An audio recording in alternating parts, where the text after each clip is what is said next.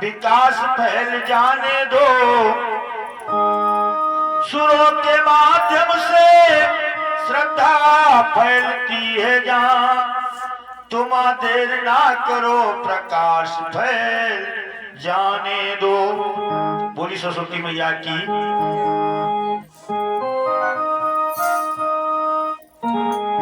और तेरे चरणों में मां, तेरे हृदय में मां प्रेम सागर है, तेरे चरणों में मां क्षीर सागर है, ज्ञान सागर से भर देती हो सागर में सागर है।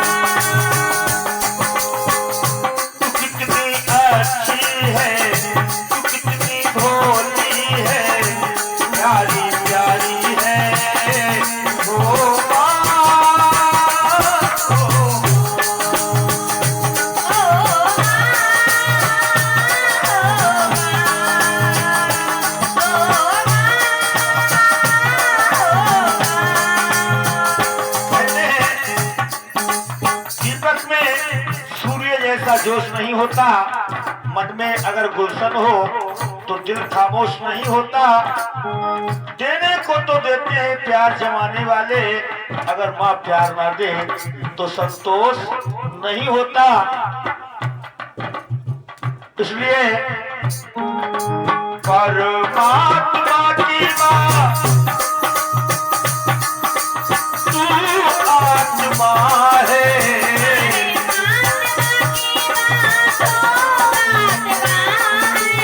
परमात्मा तो मां परमात्मा है,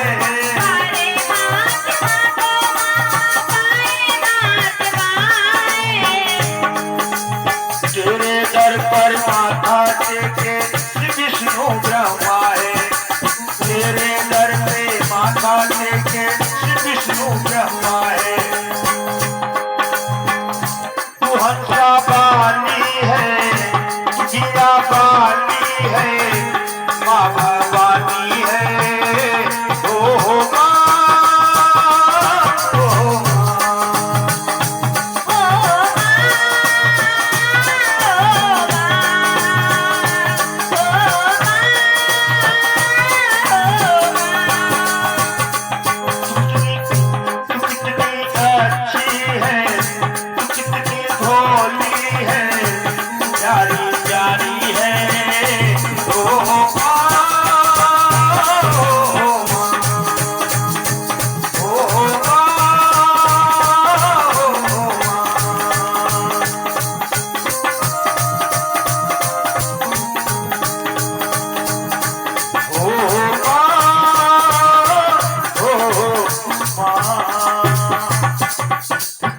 लखनाथ भगवान की जय, देव भगवान की जय हो। आइए प्रभु की पावन कथा में प्रवेश करने से पहले सभी भक्त लोग अपने मन वाणी हृदय को पवित्र करेंगे।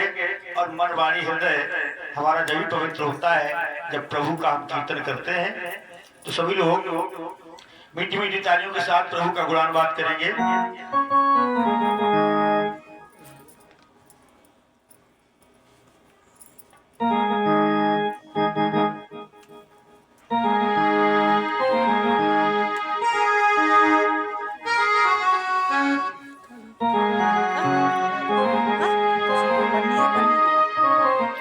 श्री राम जय राम जय जय राम,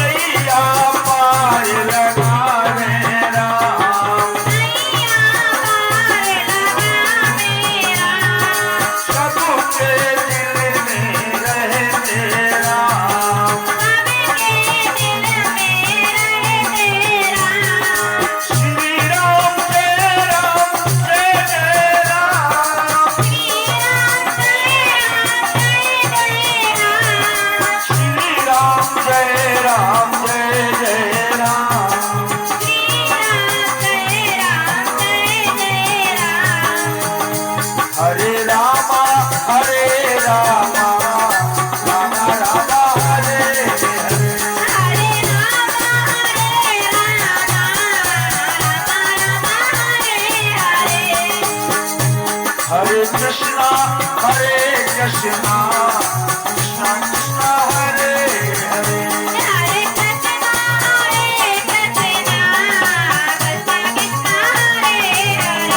मन हो जा दीवाना रे प्रभु जी के चरणन में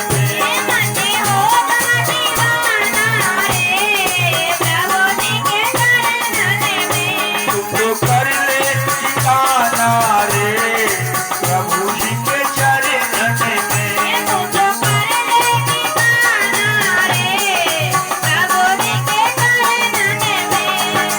अष्ट सिद्ध नवनिधि के दाता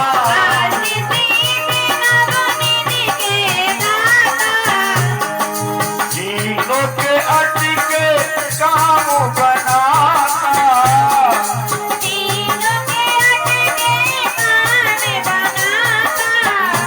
कभी बिनती सुनाना रे राम जी के चरणन में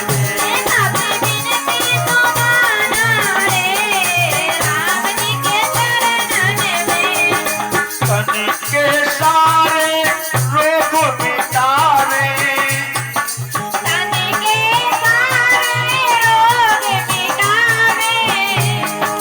भवरुष नैया पार लगावे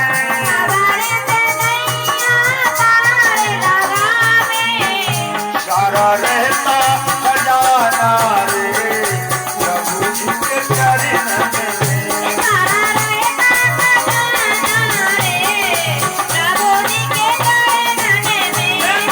हो जा दीवाना रे प्रभु जी के चरणन में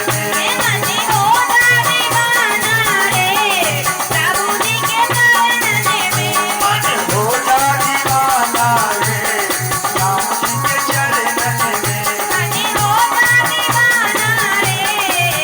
जी के चरणन में तुमको कर ले ठिकाना रे प्रभु जी के चरणन में प्रेम श्री गोविंद भगवान की जय। पूरी रघुनाथ महाराज की जय। भक्तों आज कथा को चलते हुए 5वां दिवस है 5वां और सभी भक्त लोग बड़े श्रद्धा भाव भक्ति के साथ कथा को श्रवण कर रहे हैं। ये कथा का लक्ष्य क्या है? हमें अपने स्वयं स्वरूप का बोध कर लेना, यही कथा का लक्ष्य है। और इसीलिए हम आप सभी लोग प्रभु की पावन कथा को श्रवण कर रहे हैं। तो आइए जानते हैं कि हमारे जीवन का लक्ष्य और हम अपने स्वयं स्वरूप का बोध कैसे करेंगे भक्तों, क्योंकि इस संसार रूपी माया जो है हमें गुमराह करती है, हमें अपने निस्वरूप तक नहीं पहुंचने देती। बीच में जो भवसागर है वो क्या है? जो मेरे जानने वाता है, मानने वाता, देखने में आता है, यही भवसागर है। अगर आप अपनी कृपा कर दें और अपने अंदर केवल एक संकल्प ये पैदा कर लें कि जो जानने वाता है, मानने वाता, देखने वाता, ये सब मिथ्या है, जानने वाला, देखने वाला, सुनने वाला यही सत्य है। क्योंकि मानव चोला ही एक ऐसा है जिसमें ये संकल्प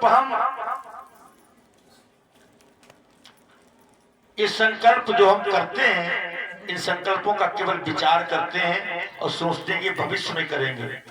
वर्तमान में हम उन्हीं संकल्पों का पालन करते हैं जो संकल्प, जो विचार, जो बीज संसार के हमारे अंतःकरण में विराजमान है।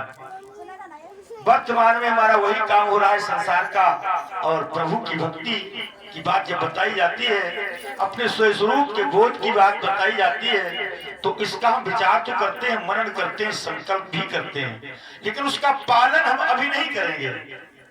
ऐसा हम नहीं करते। इसका पालन हम अभी करेंगे ऐसा नहीं करते। इसका पालन हम अभी नहीं करेंगे ये करते हैं। इसका पालन हम कल करेंगे या थोड़ी देर में करेंगे, अभी नहीं करेंगे। अभी तो हम विचार कर रहे हैं और विचार करते करते जीवन व्यतीत होता चला जा रहा है और हम जो कार्य हमें करना चाहिए तो वो कर ही नहीं रहे, उसको हम भविष्य में करेंगे ऐसा विचार करते हैं। और एक बात खूब सोच लें, भविष्य कभी आपके जीवन में नहीं आएगा। भविष्य भी वर्तमान बन करके आएगा। अगर आपको करना है तो वर्तमान में करेंगे। तन मन धन प्रभु को अर्पण करना है तो भविष्य में नहीं, अभी इसी वक्त करना है।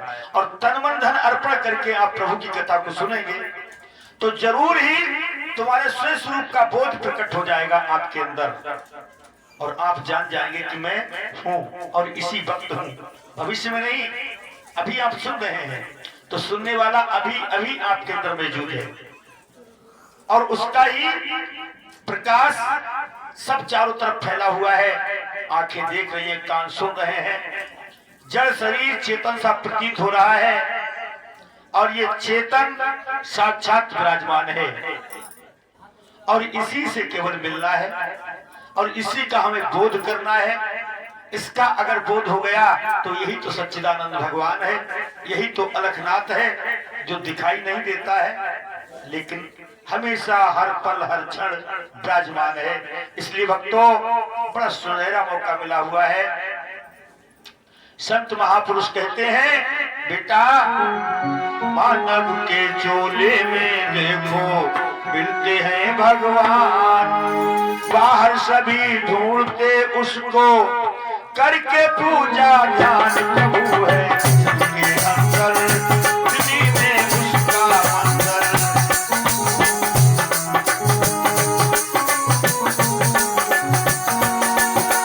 मानव के चोले में देखो मिलते हैं भगवान, बाहर सभी ढूंढते उसको, करके पूजा ध्यान प्रभु है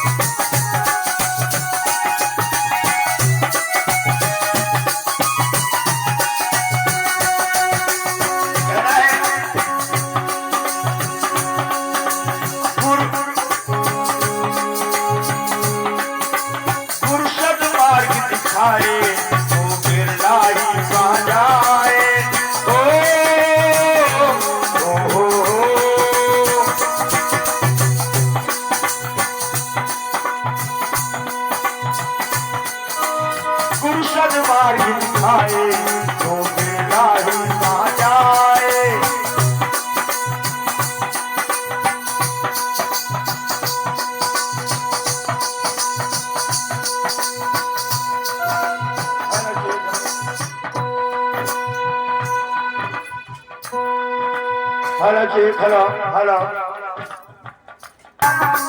और नहीं जाना भगवान प्रभु है सबके अंदर, दिल्ली में उसका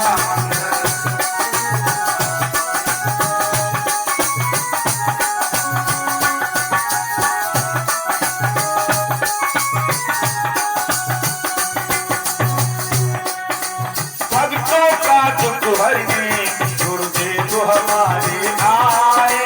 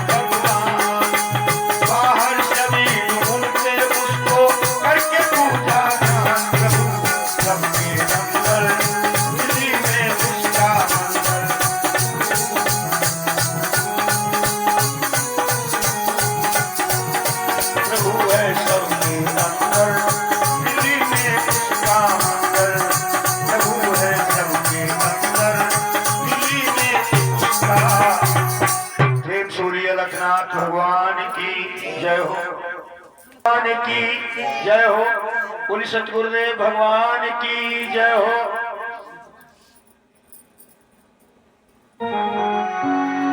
भक्तों, आज कथा को चलते हुए 5वां दिवस है और रोजाना हम यही समझते हैं कि मानव जीवन जो हमें मिला है 84 लाख योनियों के बाद मिला है और इसी जीवन में, इसी मानव तन में और इसी वक्त, ये नहीं आज नहीं, आज सुनेंगे फिर बाद में कैसा करेंगे, अभी इसी वक्त हमें इस मंदिर के अंदर प्रवेश करना है। जो बोलने वाला है, देखने वाला है, जानने वाला है रूप से सबके अंदर अभी अभी हाजिर है और इसका कभी अभाव नहीं होता। ये हर समय विराजमान रहता है और इससे मिलने के लिए फिर देरी नहीं है। कहते हैं दिल के आईने में तस्वीर है भगवान की और जब जरा गर्दन झुकाई तो देख ली। जब याद उसकी आएगी तब वो याद आने से पहले भी है और याद आ रही तब भी है और याद आना बंद हो जाएगी तब भी वो विराजमान रहेगा।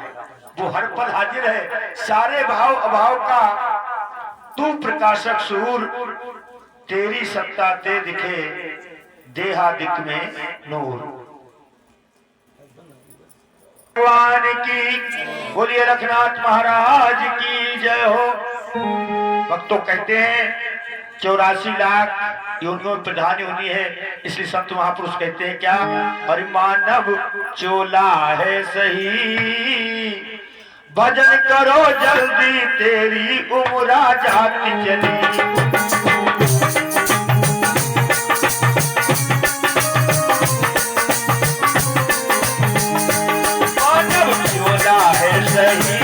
मानव चोला है सही, भजन करो जल्दी तेरी पूरा जात चली।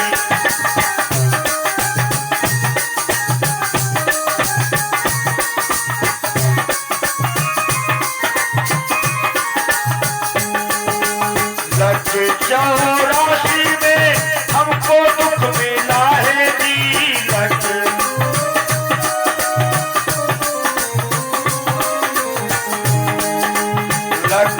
84 में हमको दुख मिला है जी, प्रभु की कृपा से हमको दर्शन मिला है जी, प्रभु की।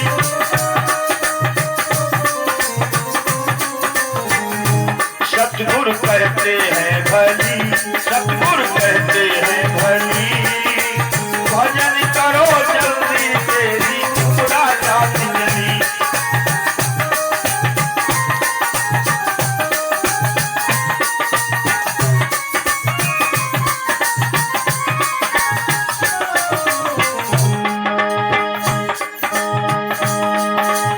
हम सब बच्चों के तुम ही स्वामी हो,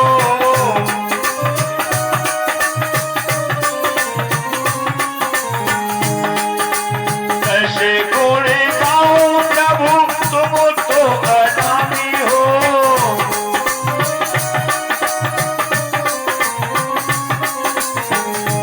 हाथ पकड़ो तो सही, हाथ पकड़ो तो सही, भजन करो जल्दी तेरी पूरा जात चली।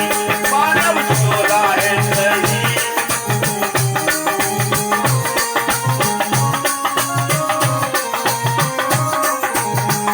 है ना है? माया में फंस गए प्रभु हमको उबार लो,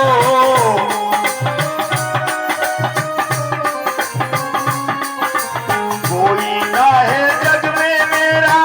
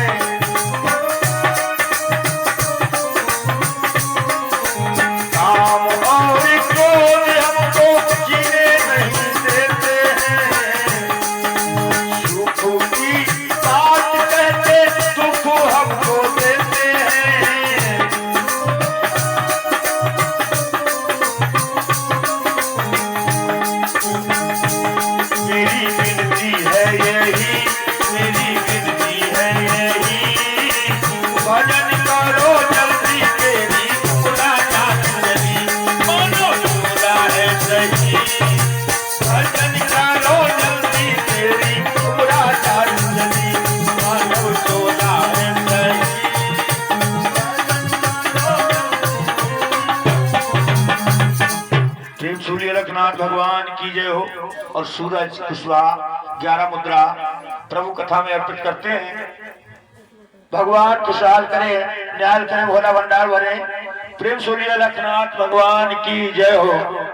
और ये मंत्री प्रसाद कुशवाहा 21 मुद्रा और उनकी धर्म पत्नी 11 मुद्रा प्रभु कथा में अर्पित करते हैं। भगवान खुशहाल करे, निहाल करे, भोला भंडार भरे, प्रेम सूर्य लखनाथ भगवान की जय हो। हले चेक हले। और उनकी सुपुत्री पलक देवी ये 11 मुद्रा प्रभु कथा में अर्पित करती हैं। भगवान खुशहाल करे, निहाल करे, भोला भंडार भरे, प्रेम सूर्य लखनाथ भगवान की।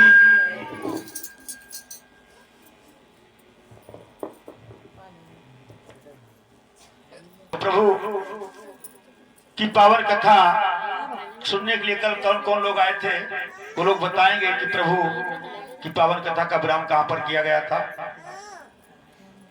कल शाम की कथा का विराम जो भक्त लोग आए थे वो बताएंगे कि विराम कहां पर किया गया था।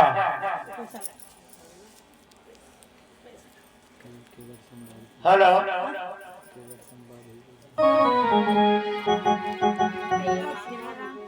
अच्छा। और ये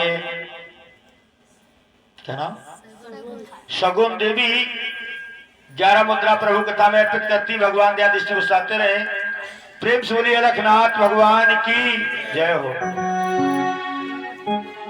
प्रभु गंगा पार हो गए हैं, केवट ने पार कर दिया। बड़ा सुंदर प्रसंग चल रहा है। और जैसे प्रभु गंगा को पार करके खड़े होते हैं तभी केवट हाथ जोड़ करके खड़ा हो जाता है। तो प्रभु सोचने लगे, राजा है, किसने हमको पार किया है तो इसको उतराई देनी चाहिए। लेकिन साधु वेश में, तपसी वेश में है, उनके पास पैसा नहीं है। तो वो भी संकोच अपने अंदर महसूस कर रहे हैं। तो सीता मैया ने अपनी उंगली से मणिमुद्री उतारी और अपने स्वामी को दी। प्रभु आप इसकी उतराई को दे दीजिए। राम जी ने जब वो मणिमुद्री केवट को देने लगे,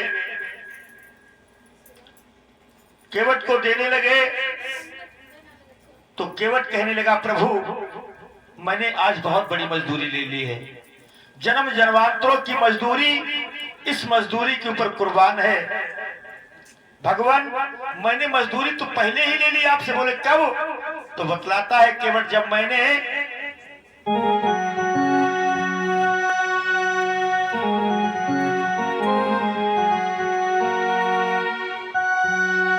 चरणों की रज जो धोई थी, वह क्या थी मजदूरी थी। चरणों की रज जो धोई थी, वह क्या थी मजदूरी थी। वह जीवन भर की मजदूरी थी। बस जीवन भर की मजदूरी थी, बस इतनी मजदूरी थी।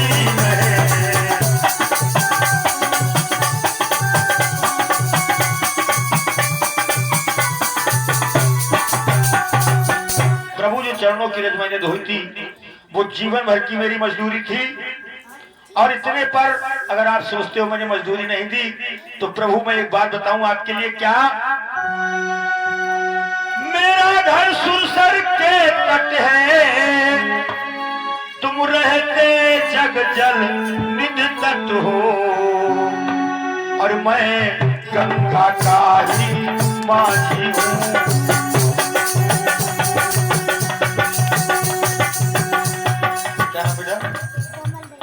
कोमल देवी 21 मुद्रा 11 मुद्रा प्रभु कथा में अर्पित करती है। भगवान खुशहाल करे, निहाल करे, भोला भंडार भरे, प्रेम सूर्य लखनाथ भगवान की जय हो। मैं गंगा का ही माझी हूँ, तुम भवसागर के सेवक हो।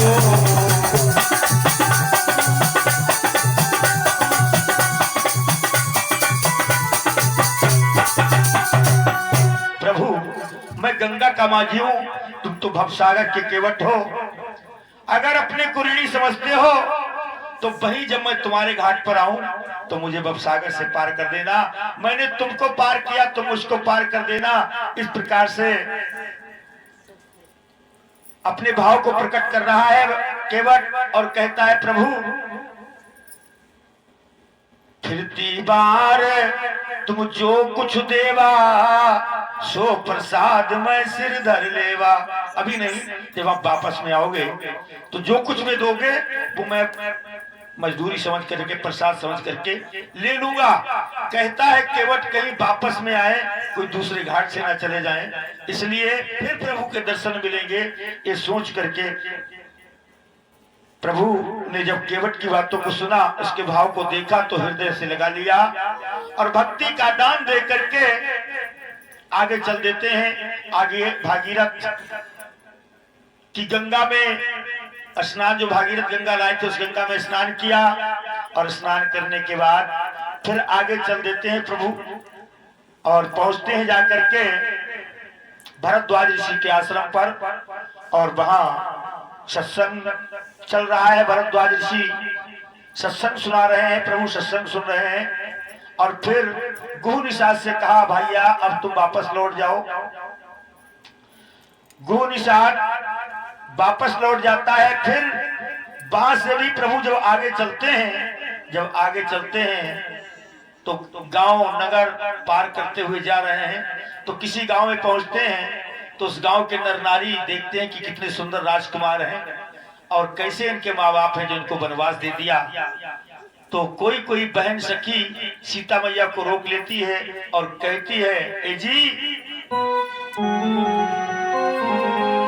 क्यों जी कहां से आई हो, किस जगह पहुंचने वाली हो।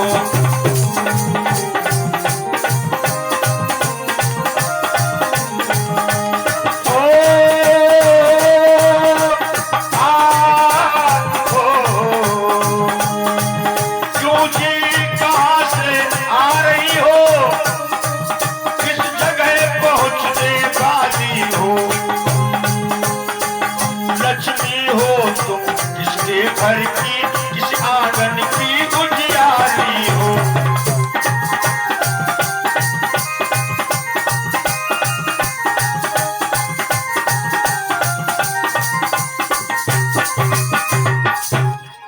किस जगह से आ रही हो, कहां पहुंचने वाली हो। लक्ष्मी तुम किसके घर की हो और ये सामने गोले जो हैं राजकुमार, ये तुम्हारे कौन है। तो सीता ने चलते चलते चाल को धीमा किया और कहा, सुनो बहनों कि वो जो गोरे रंग के हैं, बोले हाँ वो मेरे देवर हैं और लक्ष्मण नाम है उनका। अवधेश कुमार राजा, अयोध्या नगरी के जो राजा अवधेश हैं उनके एक कुमार हैं और जो सामले रंग के हैं वो मुझ दासी के स्वामी हैं। घूंघट में ही बतला दिया और जैसे चाल को आगे बढ़ाया तो सखी ने फिर रोक लिया, रुको, जो गोरे रंग के हो उनका नाम तो लक्ष्मण है और जो सामने रंग के हैं वो तुम्हारे स्वामी हैं, उनका नाम नहीं है कोई। तो सीता मैया सपचा गई, क्योंकि जो पतिव्रता स्त्री होती हैं वो अपने पति का जो मान सम्मान रखने वाली होती हैं, जो हृदय से आदर सत्कार करती हैं, वो अपने पतियों के नाम को नहीं लेती हैं। इस प्रकार भ्रमण करते हुए वाल्मीकि जी के आश्रम पर प्रभु पहुंच जाते हैं और वाल्मीकि जी से कहा, हमें रहने के लिए कोई उचित स्थान बतलाइए। तो वाल्मीकि जी कहने लगे, प्रभु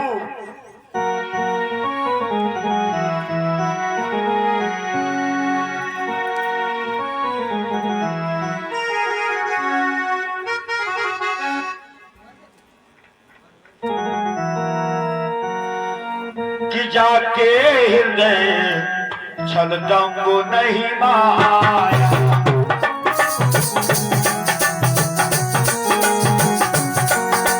जाके हृदय कपट नहीं माया, हर जाके हृदय बसो रघुराया।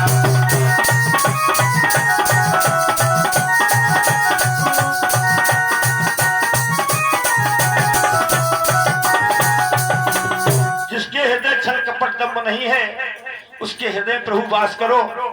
जहां संतोष हो, जहां विश्वास हो, जहां निष्ठा पक्की हो, जिसका संकल्प डामाडोल हो, जो कभी संकल्प ही ना ले पाता हो, कभी निष्ठा उसकी इधर आ जाती हो, कभी उधर चली जाती हो, उसके घर पे नहीं। जिसकी निष्ठा पक्की हो, जिसकी प्रीत पक्की हो, प्रभु उस जगह पर वास करो। और ये नेहा कुशवाहा ग्राम गुहाय से, नारायणपुर बुजुर्ग से 51 मुद्रा प्रभु कथा में अर्पित करती है। भगवान दया दृष्टि में साते रहे। प्रेम सूर्य अलखनाथ भगवान की। और प्रभु एक बात बताएं, जिस जिनकी आस तुम हो, जो केवल आपके ही ऊपर टिका हुआ हो, उसका और कोई सहारा ना हो, जिसके केवल आप हो, केवल आप हो और उसका कोई ना हो, तो प्रभु तुम वहीं पर रहो। और सुनो, प्रभु कहने लगे तुम तो हमको वेदांत सुना रहे हो। मैं वेदांत आत्मज्ञान नहीं सुन रहा हूं, मैं इस शरीर के रहने की जगह पूछ रहा हूं। फिर भी वाल्मीकि जी महाराज उत्तर वैसा ही देते हैं। क्या? अरे अब सुनो, निकट है चित्रकूट, कुछ शोक न द्वंद न त्रास जानो।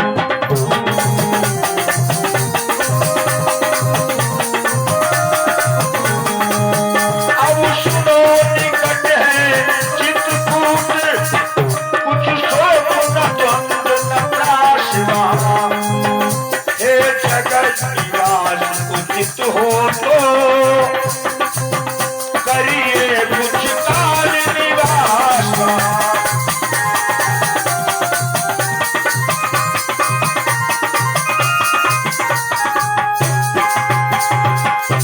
आगे चित्रकूट है, अगर और वहां न शोक है किसी प्रकार का, न द्वंद है, वहां परम शांति है चित्रकूट में। प्रभु आप वहां पर निवास करें। इधर वाल्मीकि ऋषि की बात को सुनकर के प्रभु चित्रकूट में पहुंच जाते हैं। और अगर हमें आपको भी द्वंद से दूर हटना है, शांत जगह चुननी है, तो मैं सच बताता हूं, हमारे आपके अंदर भी चित्रकूट है। हमारे आपके अंदर भी चित्रकूट है। इस चित्रकूट में जो, और ये लाल बहादुर की माता जी 21 मुद्रा ग्राम गुहाय से, राम कृपाल की माता जी ग्राम गुहाय से 21 मुद्रा प्रभु कथा में अर्पित करती हैं। भगवान खुशहाल करे, निहाल करे, भोला भंडार भरे। प्रेम सूर्य अलखनाथ भगवान की।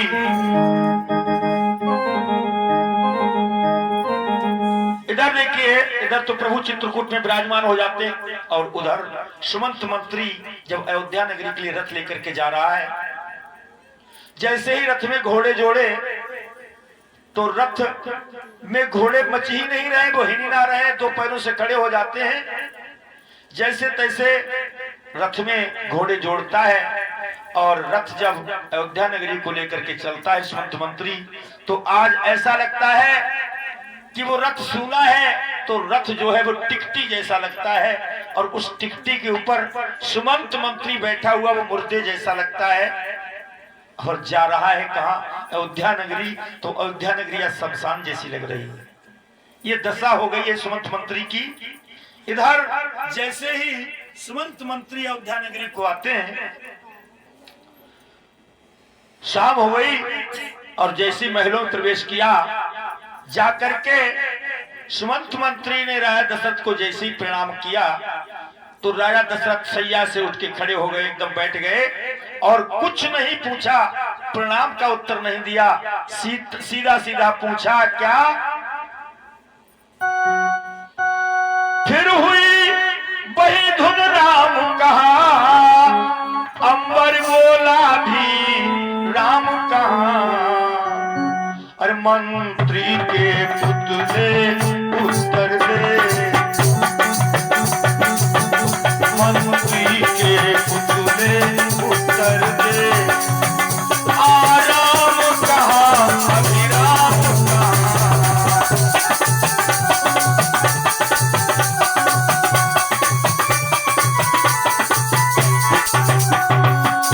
राम कहाँ है? मंत्री के पुतले बता जल्दी, मेरा राम कहाँ है? मंत्री को ऐसा लगा कि दशरथ ने नहीं, पूरे महल की एक एक ईंट ने पूछा है मंत्री से कि राम कहाँ है। मंत्री कांप जाता है, जैसे तैसे हिम्मत बांध करके कहने लगा, प्रभु बोला रथ को मुझको विसार, नौका पर राम सवार।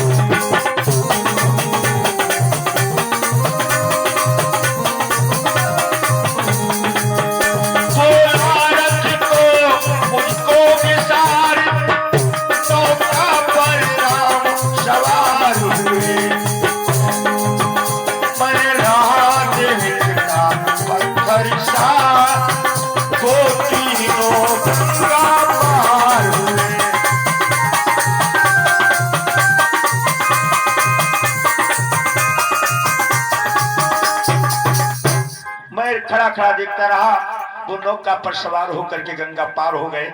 बस इतना ही मुझे पता। दशरथ ने कहा, क्या हमारे राम बनों को चले गए? मंत्री के मुंह से हाँ निकली, राज दशरथ के मुंह से हाय निकली। भक्तों कहने लगे, दशरथ जब लखन गया रघुवीर गया, सीता भी गई साथ ही में, तन गया प्राण भी चला गया, आशा भी गई साथी में। जब लखन गए, रघुवीर चला गया, सीता भी चली गई, तब ये तो तन भी जा रहा है, क्योंकि जो आस थी वो आस सब खत्म हो गई। भक्तों आज दशरथ रो रहे हैं, विचार कर रहे हैं क्या?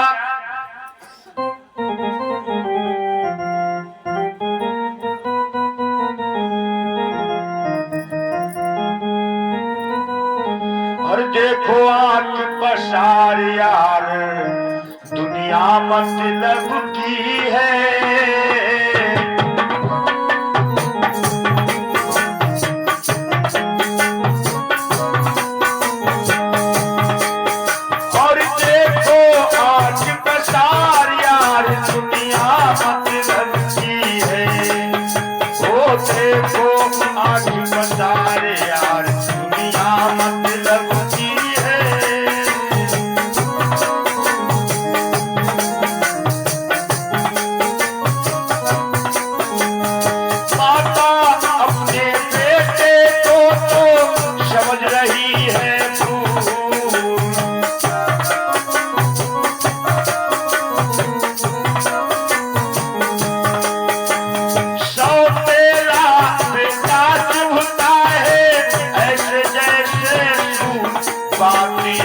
बड़े गजब की है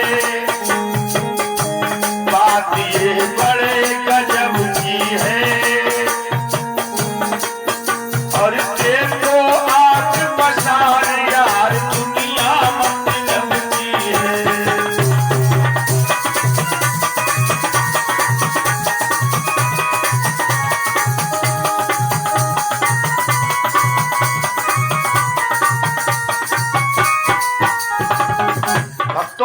इस दुनिया में कोई अपना सगा नहीं है, कोई अपना साथ देने वाला नहीं। औरों की तो बात दूर है, जो हमारा अपना शरीर है, जिसको हम अपना ही स्वरूप मान बैठे हैं गलती से, भूल से, जबकि हमारा शरीर हमारा स्वरूप नहीं है। ये तो पल पल हमारा साथ छोड़ता जा रहा है। जब यही हमारा साथ नहीं दे रहा तो संसार में और साथी क्या हमारा साथ देंगे? भक्तों इस प्रकार से दशरथ विलाप कर रहे थे। तब तक क्या हुआ, कौशल्या मैया ने जब ये विलाप देखा दशरथ का, तो राम का चित्र लेकर के आ गई। और राम का चित्र जैसे ही राय दशरथ देखते हैं तो चित्र को देख करके बड़ी शांति मिलती है, चित्रवत हो जाते हैं। और फिर चित्र को देखते देखते एकदम उनके अंदर उन्माद सा रोग पैदा हो जाता है। और उस उन्माद के रोग में राय दशरथ कहते, कौशल्या देखो देखो वो मुझको कौन दिखाई दे रहा है? तो कौशल्या कहती है, कहीं कुछ भी तो नहीं दिखाई दे रहा है। बोले नहीं। कौशल्या देखो वो मुझको अपने पास बुला रही है। कौशल्या कहने लगी, कौन? तभी दशरथ कहने लगे, कौशल्या देखो, जब मुझ में पूर्ण जवानी थी, मैं परिश्रमों में बढ़ा चढ़ा हुआ था, तो एक बार धनुष बाण लेकर के शिकार खेलने जंगल में गया था। एक हिरण का मैं पीछा कर रहा था। मृग का पीछा करते करते मृग मुझसे बिसर गया। और तुम जानती हो मैं शब्द वेदी विद्या को जानता हूं। मैं भी पीछा करता चला जा रहा था। इतने में मुझे पानी की आवाज सुनाई दी। मुझे ऐसा लगा कि मेरा शिकार सरयू नदी पार कर रहा है। तो मैंने उसी शब्द के ऊपर बाण मार दिया और बाण तो अपने लक्ष्य पर ही पहुंचा, लेकिन वो लक्ष्य जो था वो शिकार नहीं था। कौशल्या वो अपना जीवन था। जैसे ही बाण लगा जाकर के उस मनुष्य के, तो एक दर्द भरी आवाज उठी। बहुत जोर से चिल्लाया, हा माता हा पिता, हा माता हा पिता। मैंने सोचा कि ये क्या हो गया। मैं भी भागता हुआ वहां पहुंचा और पहुंचा तीर समान ही मैं भी जल के तीर। कांप रहा था उस समय वो सरयू का भी नीर। उस आवाज से, दर्द भरी आवाज से सरयू का नीर भी कांप रहा था। ज्यों त्यों करके मैंने उससे पूछा, भैया उत्तर दो, कौन हो तुम? तुम निर्दोषी हो, मैं दोषी हूं, मेरा दंड भी कुछ निश्चित कर दो।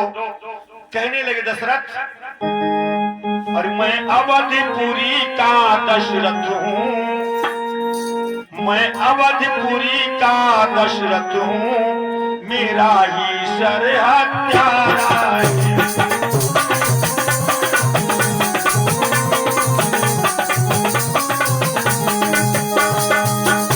मैं अवधपुरी का दशरथ हूं, मेरा ही सर हत्यारा है। पढ़कर मिर्ग के धोखे में मैंने ही तुमको मारा है।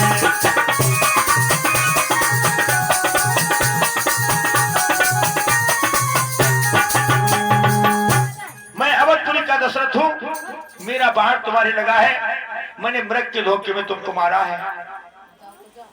इतना कह करके दशरथ बैठ जाते हैं और बाण को पकड़ करके जैसे निकालते हैं, और बाण जैसे निकलता है तो बाण के साथ एक खून की धार निकलती है बड़ी जोर की।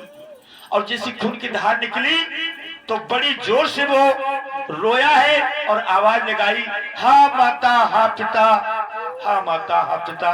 ये कह करके जब उसने अपनी आंखों को खोला तो कहने लगा वो, अवधेश्वर मेरा नाम श्रवण है, मैं दो नयनों का तारा हूं, मेरे माँ बाप अंधे हैं, उन अंधे का मैं अकेला सहारा हूं। इस लोटे में पानी भरने के लिए आया था, मेरे माँ बाप प्यासे हैं, मेरी अंतिम कृपा होगी आपके ऊपर अगर मेरे अंधे माँ बाप की आप प्यास बुझा दे जाकर। अवधेश आप सबको संदेश सुनाते हो, मैं केवल आपको अपना उद्देश्य सुनाता हूं। सुनो, प्राण कंठ तक मेरे आ गए हैं, अब मुझसे बोला नहीं जा रहा है, और आप मेरी बात मेरे माता पिता को बाद में बतलाना, पहले उनको पानी पिला देना। दशरथ इतना कहकर के श्रवण ने अपने प्राणों को त्याग दिया। श्रवण जो दशरथ जो है उस लोटे को लेकर के पहुंचते हैं अंधे अंधी के पास, और जाकर के पहुंच तो गए, लेकिन बोले कैसे? हिम्मत नहीं पड़ रही है दशरथ की, कैसे कहें। जो त्यों धीरज धर करके कहा कि मैं नीर लाया हूं। इतना जब कहा तो वो अंधा कहने लगा, बेटा जल लाया है, बड़ी देर में आया है, कुछ तुझे कष्ट तो नहीं हुआ? तूने इतना समय कहां लगाया है? क्या तुझको सर्दी खाई है? तेरा बोल क्यों भारी हो रहा है? चिंता हमें अपनी कुछ नहीं है, तू सब भांत सुखी तो है। अब दशरथ सोचे, अब मैं क्या करूं, क्या जवाब दूं? तो कहते हैं राय दशरथ, हे महामते, हे महामती, मैं श्रवण नहीं हूं दशरथ हूं।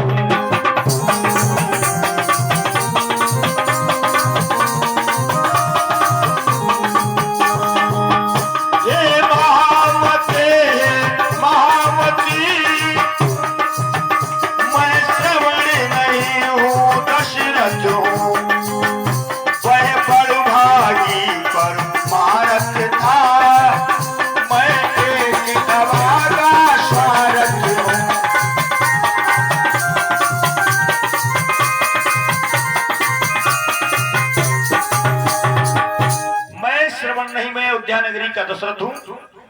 सरयू के तट पर मेरे बाण शिकार के धोखे से मेरे बाण से आपका पुत्र मर गया है। मैंने अपना ही पैर अपनी कुल्हाड़ी से काट लिया है। वो अंधा जब उसने सुना कि जगत में मेरा बेटा श्रवण कुमार नहीं रहा तो छाती फाड़ करके कहने लगा, क्या जग में मेरा बेटा श्रवण कुमार नहीं रहा, तू मुझे जल पिलाएगा? अरे तू क्या मुझे जल पिलाएगा? जल तो जीवन में केवल बेटा ही पिला सकता है। ला, जल लाया है तो मुझे दे। और जल लिया, हाथ में लेकर के श्राप दिया, सुन, आज पुत्र के चिंतन में मैं अपने प्राणों को त्यागता हूं। ये दशरथ, जब चौथापन आएगा तेरा तो तू भी पुत्र के याद में अपने प्राणों को त्याग देगा। ये अंधे का श्राप है। और इतना कह करके अंधे ने प्राणों को त्याग दिया। भक्तों, हुआ क्या, अंधी ने देखा श्रवण नहीं रहा और मेरे स्वामी भी चले गए। अंधी ने कहा, ए दशरथ, इस अंधी का भी श्राप सुन ले। आज पुत्र के बिना हमारी लाश यहाँ पड़ी है, कोई अंतिम संस्कार करने वाला नहीं है। जब भी तेरा अंत समय आएगा तो तेरे भी अंतिम संस्कार करने के लिए तेरे बेटे तेरे पास नहीं होंगे। ऐसा श्राप दे करके अंधी भी स्वर्गधाम चली जाती है। भक्तों, आगे क्या होता है?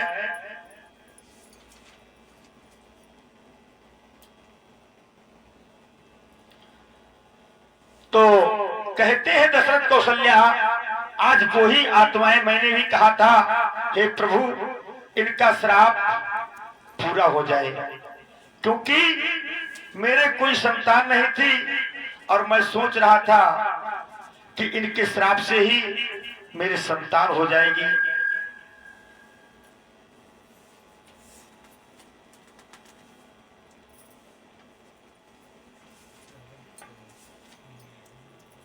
कुमार के पिछले जन्म की छोटी सी बात आपको सुनाने जा रहा हूं। आज दशरथ कहते हैं, कौशल्या, वो ही आत्माएं मुझे अपने पास बुला रही। आज उन अंधों का श्राप पूरा हो गया है। आज मेरा भी अंत समय आ गया है और मेरे कोई पुत्र मेरे पास नहीं है। इतना कह करके दशरथ ने अपने प्राणों को त्याग दिया। रानियां आती हैं, पछाड़ खा करके गिरती है, केकई भी पछता रही है, मैंने अपने हाथों से अपना सुहाग उजाड़ दिया। गुरु वशिष्ठ आते हैं और सब रानियों को समझाते, सांत्वना देते हैं और दूत को भेजते हैं, जाओ केकई देश, वहां से भरत शत्रुघ्न को बुला करके लाओ। दूत चला जाता है, दूत जाता है केकई देश में भरत शत्रुघ्न को बुलाने के लिए। इधर आप लोग सुनिएगा श्रवण कुमार के पिछले जन्म की बात।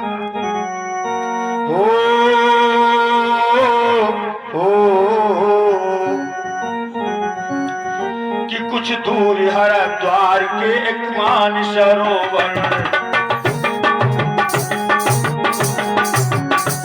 कुछ दूर हरिद्वार के एक मान सरोवर,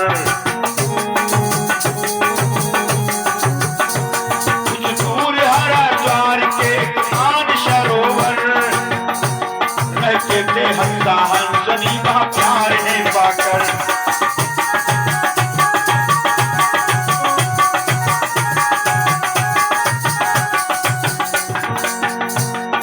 कुछ समय ऐसा आया अकाल पड़ गया, कुछ समय ऐसा आया अकाल पड़ गया। हंसा हंसनी से हंसनी से भूचाल आ गया।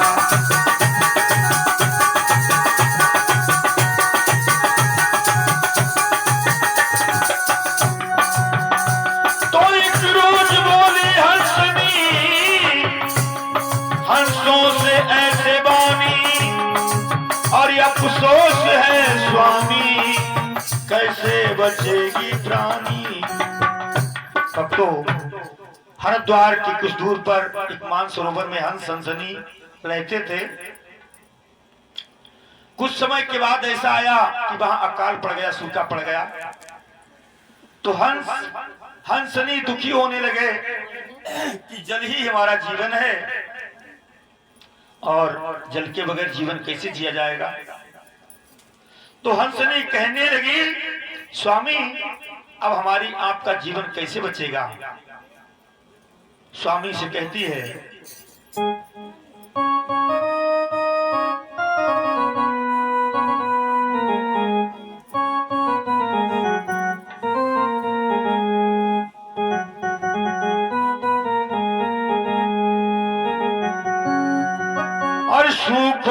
सरोवर छाओ न तर की और ना छाया न नीर हो। अरे भागी लिखैया काहे बनो निर्मोहिया,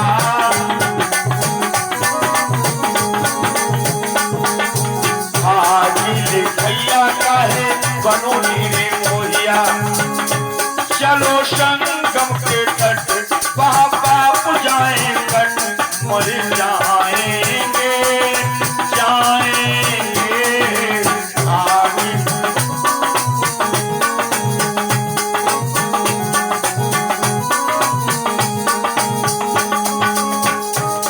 तो कहती है अंजलि, एक तो जेठ की तपन दोपहरी और दूजी लग रही प्यास हो, और प्यास के मारे हम दोनों का चेहरा बड़ा उदास हो। भागी लिखैया काहे बनो निर्मोहिया, भागी लिखैया काहे बनो निर्मोहिया, भागी लिखैया काहे बनो निर्मोहिया। चलो संगम के तट वहाँ पाप जाएंगे कट मर जाएंगे जाएंगे। भागी लिखैया काहे बनो निर्मोहिया, भागी लिखैया काहे बनो निर्मोहिया। तब इस प्रकार से हंसनी हंस से कह रही थी, तो वहां एक मेढक था। मेढक उन दोनों की बातों को सुन रहा था। तो मेढक कहने लगा, हले और मैं हूँ नीच एक कीच का बसैया, मुझको भी साथ ले लो बाप मेरी मैया, मुझको भी साथ ले लो बाप मेरे मैया।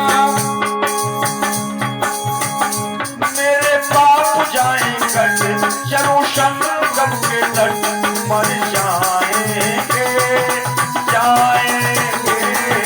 भागी लिखैया काहे बनो निर्मोहिया, भागी लिखैया काहे बनो निर्मोहिया। चलो संगम के तट वहाँ बाप जाए कट मर जाएंगे जाएंगे।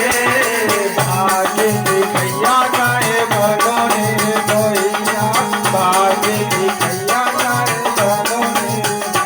वो मेढक कहने लगा हंस हंसनी से, आप भी हमको भी साथ ले चलो, पानी के बगैर तो मेरा भी जीवन नहीं है।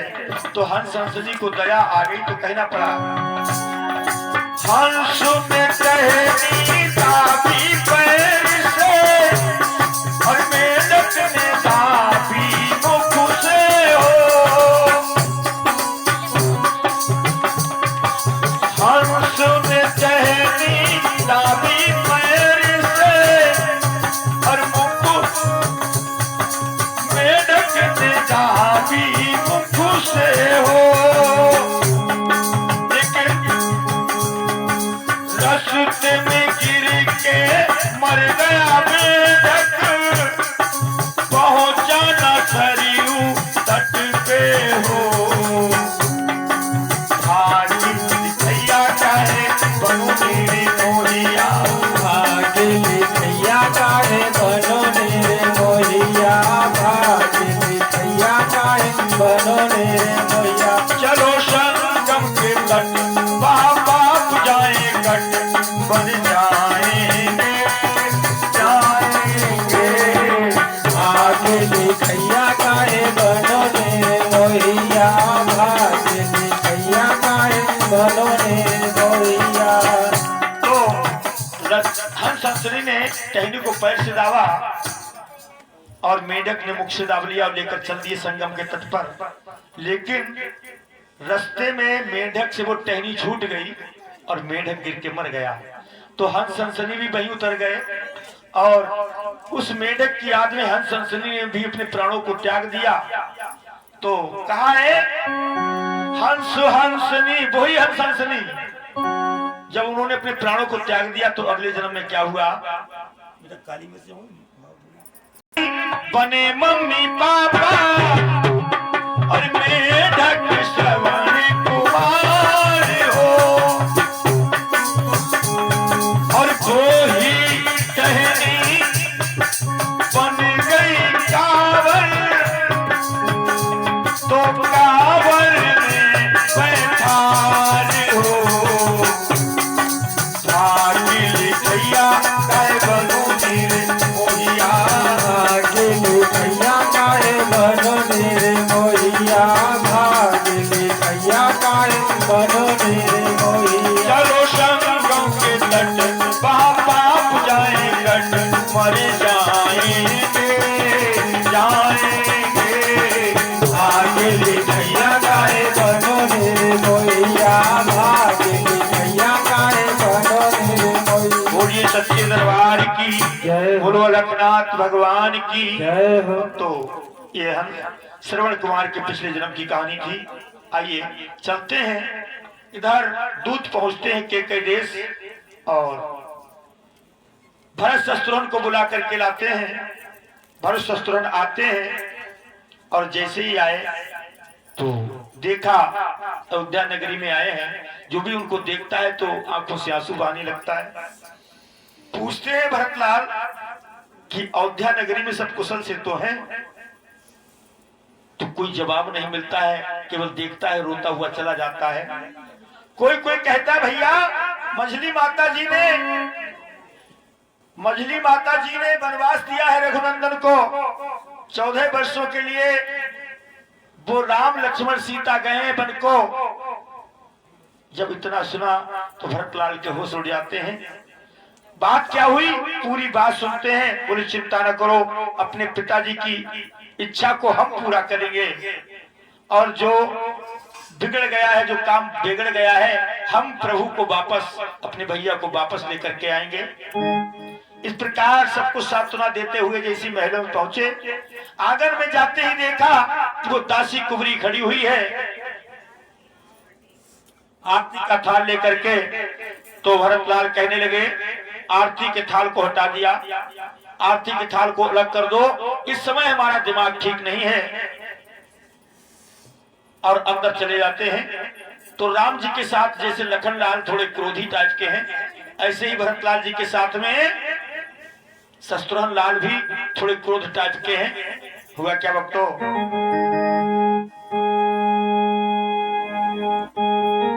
हले हले हले प्रेम सूर्य लखनाथ भगवान।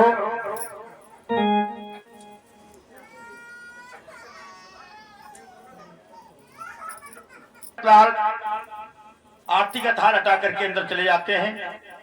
शत्रुघ्न लाल के सामने जब मंथरा ने आरती का थाल किया तो शत्रुघ्न लाल ने ऐसा हाथ मारा कि आरती का थाल अलग गिरा जा करके, और उसके केसों को पकड़ा और आंगन में घसीटना शुरू कर दिया। इतना घसीटा कि सब बुद्धि सही कर दी। और फिर भरतलाल पहुंचते माता केकई के पास, कहते हैं माँ, माता तुम मेरी माता हो, क्या तुम्ही माता मेरी, क्या तुम्हें सूर्य कुल की रानी, क्या तुम्हें सूर्य कुल की रानी, क्या तुम्हें जन्मदाता मेरी।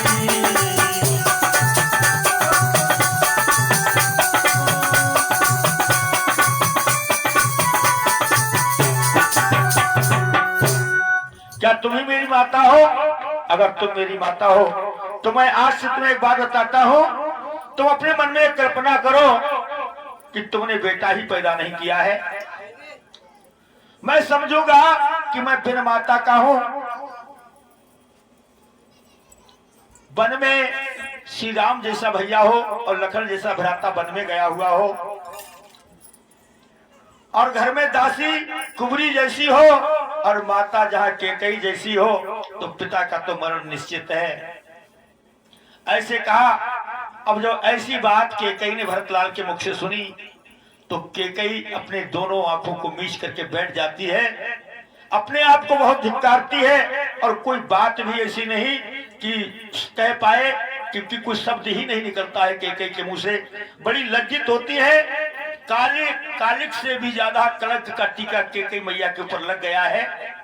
जो एक महात्मा का श्राप दिया हुआ था वो पूरा हो गया। भक्तों कहने लगे भरतलाल, शत्रुघ्न, ऐसा करना पिताजी के साथ साथ में मेरी भी चिता वहां पर जला देना। और ऐसा कहते कि भरतलाल ने जैसी खाना निकाला अपने प्राण देने के लिए, इतने में ध्वन हुई, मेरे लाल ये मत करो, ये मत करो। कौशल्या ने दौड़ करके वो खाना पकड़ लिया। केकई ने अपना माथा जोर से दीवार में मारा कि मैंने क्या कर डाला है। भक्तों गुरु वशिष्ठ आकर के समझाते हैं, राज दशरथ की लाश को लेकर के सरयू नदी के किनारे ले जाते हैं और वहां विधि पूर्वक अंतिम संस्कार करते हैं। और उसके बाद में संस्कार करने के बाद सिंहासन सूना था। गुरु वशिष्ठ कहने लगे, बेटा अब सिंहासन सूना है,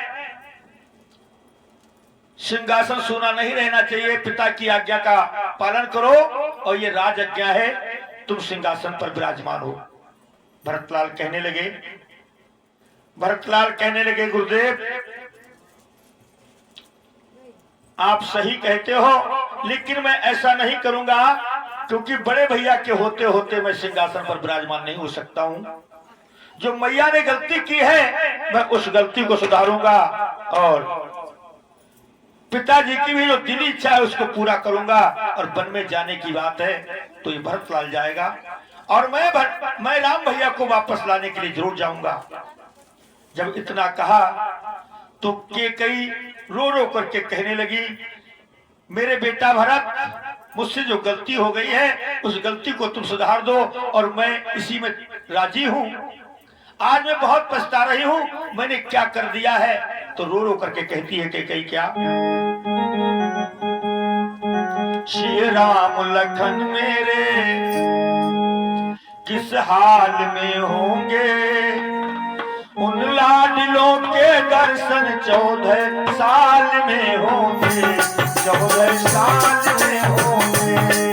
श्री राम लखन, सीता राम लखन।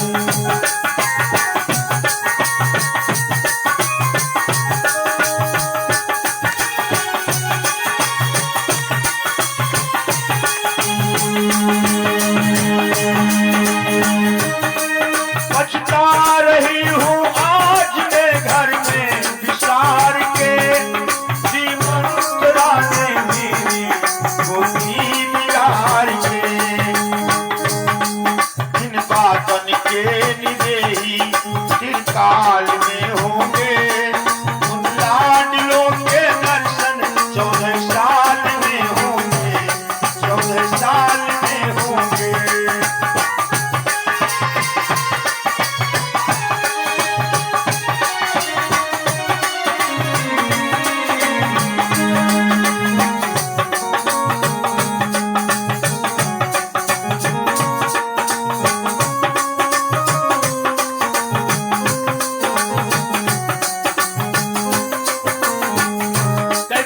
केकई करता मेरे याद कर क्या कह रहे होगे, और वर्षा में दिन भी छैया कैसे रहे होंगे। हाय भालू शेर बघेरे, हाय भालू शेर बघेरे विकराल में होंगे, उन लाडलों के दर्शन 14 साल में होंगे, 14 साल में होंगे। श्री राम लखन,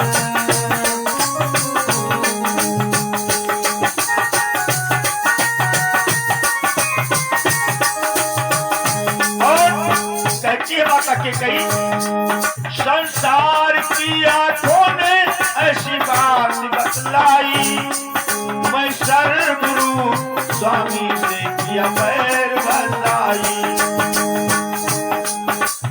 रखती हूँ ख्याल घर मेरे, इस हाल में होंगे उन लाडलों के दर्शन 14 साल में होंगे, 14 साल में होंगे। फिर राम लखन सीता राम लखन,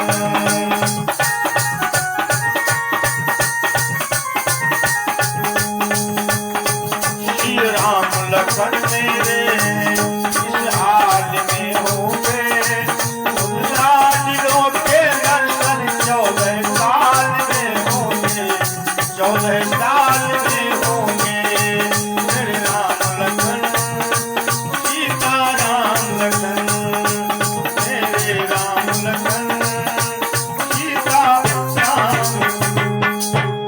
प्रेम सूर्यानंद चंद्र भगवान की। भक्तों, इस प्रकार से केकई ने कहा।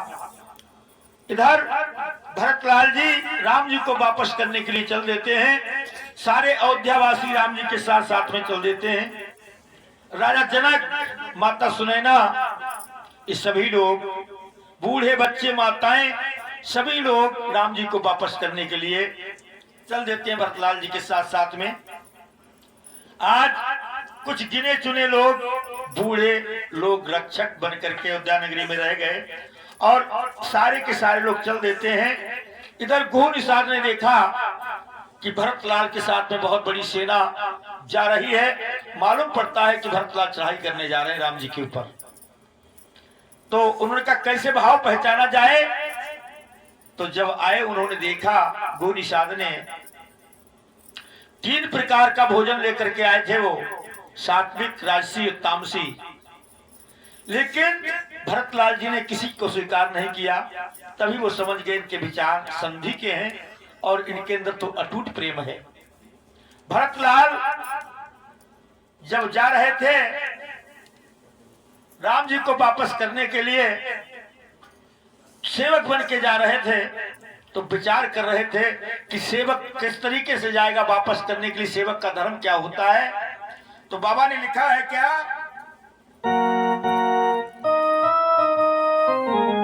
कि सिर भर जाऊं उचित असमोरा और सबूते सेवक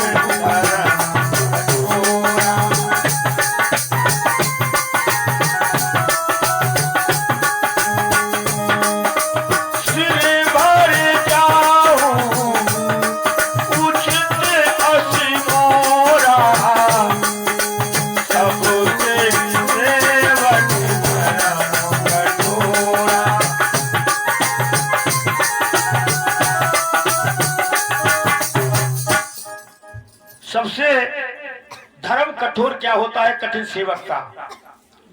सेवक बनना कोई मामूली बात नहीं होती है। सेवक का धर्म बहुत कठिन होता है।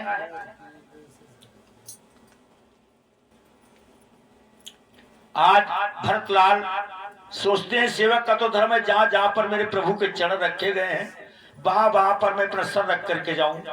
लेकिन आज मैं सेवक धर्म से विचलित होकर के जा रहा हूं, नंगे पैर जाऊंगा। नंगे पैर जा रहे हैं भक्तों और गाते हुए जा रहे हैं, अपने मन से कहते हैं, ये मन अरे चल रे मन, अपने मन से कहते भरतलाल क्या, चल रे मन जहां है प्राणाधार, चल रे मन जहां है प्राणाधार।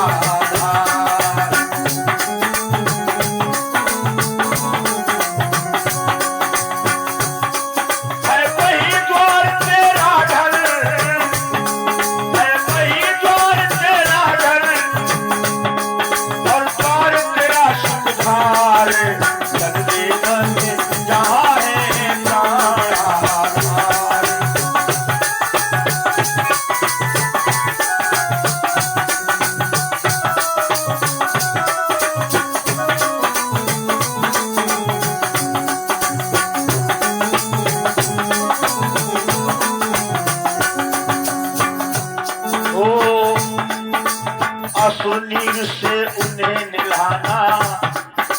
विचार करते हुए जा रहे हैं, जब भैया के पास जाऊंगा और भैया वापस नहीं होंगे तो अपने आंसुओं से उनको नहला दूंगा।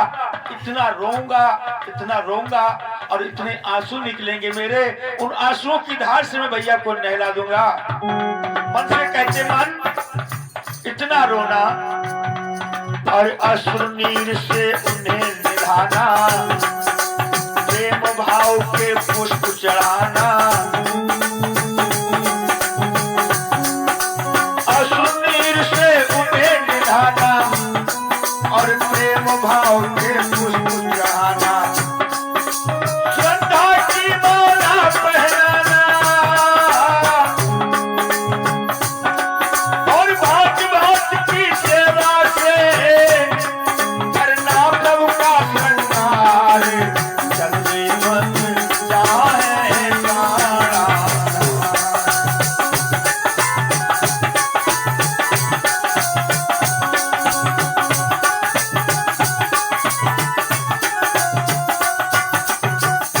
तो इस प्रकार से विचार बनाते हुए भरतलाल जा रहे हैं। पहले तमसा